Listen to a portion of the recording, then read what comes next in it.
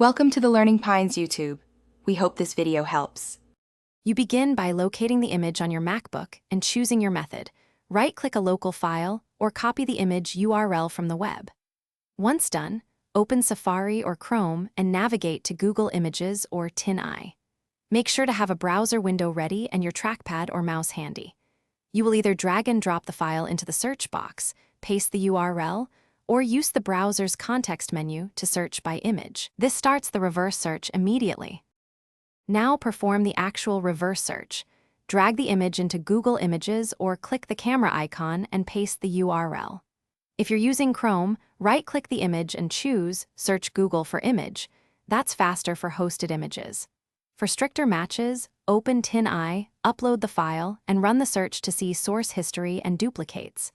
Make sure to scan results for domains, dates, and image sizes to verify authenticity and decide which match is most relevant to your goal.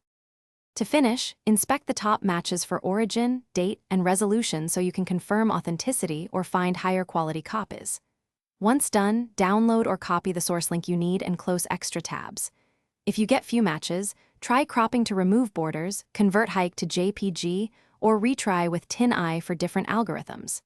If search fails entirely, make sure your internet works, clear browser cache, or open an incognito window and repeat the steps. Thanks for watching.